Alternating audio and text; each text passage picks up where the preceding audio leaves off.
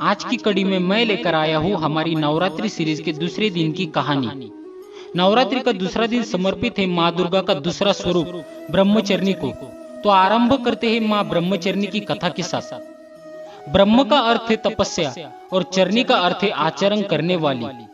माँ ब्रह्मचर्नी ने अपने पूर्व जन्म में पूरी जीवन तपस्या की।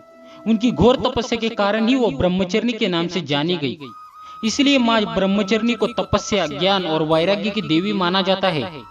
अपने पूर्व जन्म में देवी ब्रह्मचर्नी ने हिमालय की पुत्री के रूप में जन्म लिया और महादेव शिव को पति के रूप में प्राप्त करने के लिए घोर तपस्या की। माँ ब्रह्मचर्नी ने 1000 वर्ष केवल फल और फूल का आहार करके व्यतीत किए। 100 वर्ष तक केवल शाक खाकर जीवन व्यतीत किया। 3000 वर्ष केवल टूटे हुए बिल्व पत्र अथवा बेलपत्र का आहार करके शिवजी के ध्यान में लीन रही और इसके बाद बेलपत्र खाना भी त्याग दिए और निराहार एवं निर्जल महादेव की तपस्या करती रही। जीवन के बहुत से दिन देवी ब्रह्मचर्नी ने खुले आकाश के नीचे व्यतीत किए। पत्रों का त्याग करने के कारण ही उनका नाम अर्पणा भी पड़ा। इतनी गहन तपस्या से उनका शरीर बहुत दुर्बल हो गया था। सभी देवता, ऋषिगण एवं मुनि देवी की तपस्या से अभिभूत थे। सभी ने देवी के समर्पण की सराहना की और प्रार्थना करते हुए कहा कि हे देवी, आज तक इस संसार में किसी ने इतनी कठोर तपस्या नहीं की है। ऐसा करने के साहस केवल आप में ही है। आपकी मनोकामना अवश्य पूर्ण होगी और अगले जन्म में आप चंद्रमौली शिव आपको पति के रूप में प्राप्त होंगे। आप कृपा करके तपस्या छोड़कर अपने घर लौट जाइए। ब्रह्मा जी ने ब्रह्मचर्नी की तपस्या से प्रसन्न होकर उन्हें शिवजी की पत्नी बनने का वरदान दिया और इस प्रकार अगले जन्म में शिवजी की पति रूप में प्राप्त किया। प्रयास करें कि नवरात्रि की पूजा में लाल या पीले रंग का वस्त्र पहने।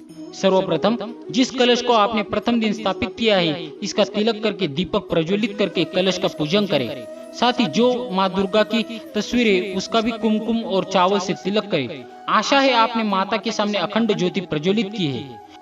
इसमें तेल या घी उचित मात्रा में डालते रहे जिससे ज्योति रात्रि के समय में भी प्रज्वलित रहे।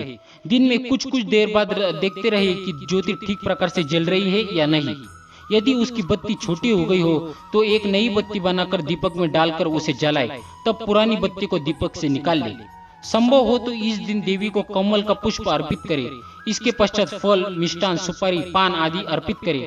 जैसा कि हमने प्रथम दिन की पूजा में बताया था कि एक कंडे का टुकड़ा जलाकर इसमें कपूर डालकर लौंग का जोड़ा घी में डुबाकर अर्पित करें और अग्यारी का रोली चावल से तिलक करें।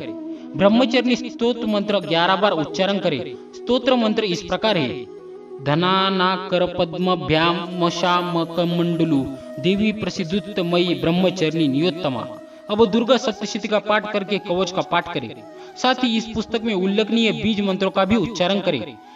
इसके पश्चात या देवी सर्वभूतेषु माँ ब्रह्मचर्नी रूपिणे संस्थिता नमस्तत्से नमस्तत्से नमस्तत्से नमो नमः। देवी की वंदना करें और प्रार्थना करें कि भौतिक जीवन जीते जीते हुए आपको आध्यात्मिक ज्ञान की प्राप्ति हो और आप वैराग्य की ओर अग्रसर हो। अब देवी की आरती करके प्रार्थना क्षमा याचना के साथ पूजा का समापन करें। संध्या आरती भी अवश्य करें।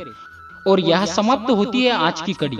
आपके सहयोग के लिए धन्यवाद। इसी प्रकार जुड़े रहिए हमारे साथ नवरात्रि के अन्य दिनों की पूजा विधि और कथा जानने के लिए। जय माँ ब्रह्मचर्नी।